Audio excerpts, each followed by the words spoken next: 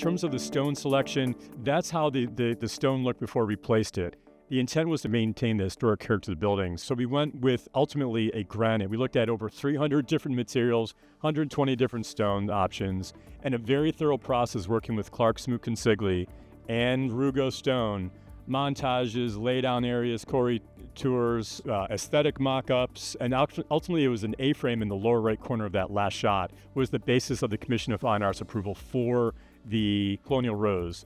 So about 7 years of this project. It started obviously demoing the old stone. Once the old stone's demoed, then we come in with a welding team that comes in and welds our own anchors. Our anchors are attached to our mullions, which are hanging from the third floor down, so all the weight is cantilever from the third floor down. Once mullions are installed, then it's the process of setting up a transit and shooting every single mullion in within a 1/16 of an inch, so once the stone goes on smoothly without having cuts, curves, a lot of extra time involved. You have a set dimension side to side, set dimension front to back, so all of those had to be relatively within a 1/16 of an inch all the way up, top to bottom, side to side for the system to work.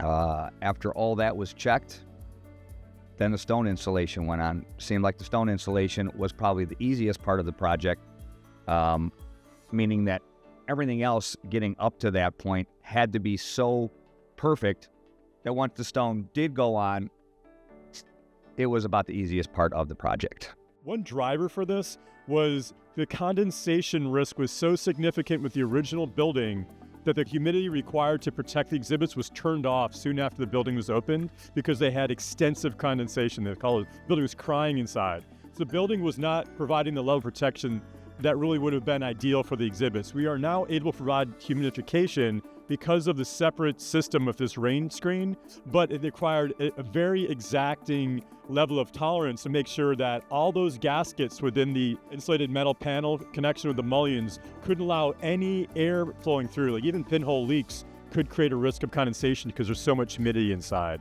So there were tests along the way, randomly along most of the zones to make sure that none of the air was getting through so that there was not a risk of condensation. That's part of the quality that you can't see is what's going on behind it. What I'd like to add about that is additional what Colin said.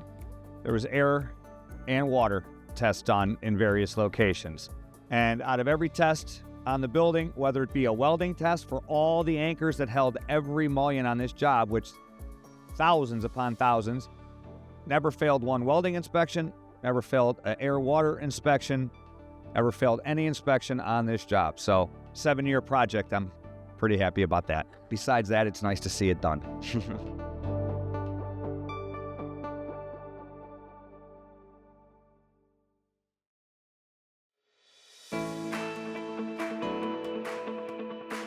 So something that's unique with this project, it used to be the old Riggs Bank.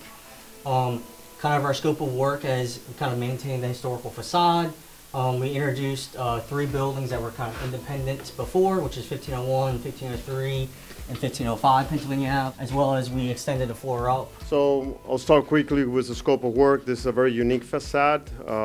We did a mock-up at Intertech, okay, for the atrium facade. We also did a mock-up for the 6th floor area. We decided to do this actually on a shop.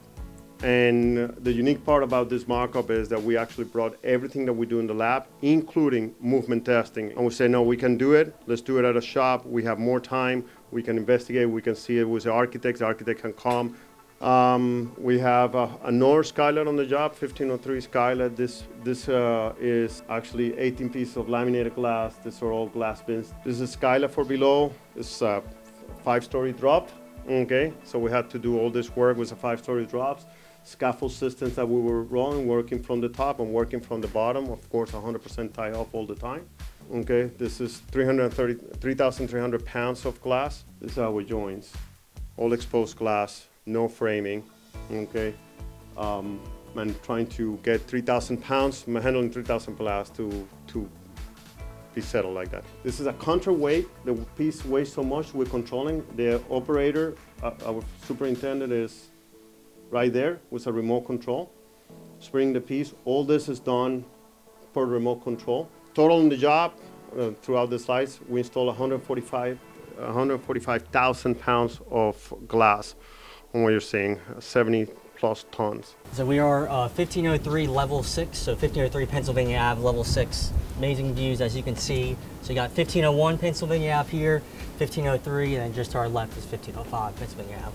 This is a structural glass wall. This is the embedded steel that you saw that we put on the concrete down there. This is what supports the deflection of this facade. There's no any other framing. We have a framing on the top that is actually just there to allow movement. We did everything here except the pavers and the lights. These beams are 1,000 pounds each, and they're a single 30-foot single length. And we brought this atrium crawler in here. We do have the direction to finish the job, so we're working on a plan to see how we get the atrium crawler out of here.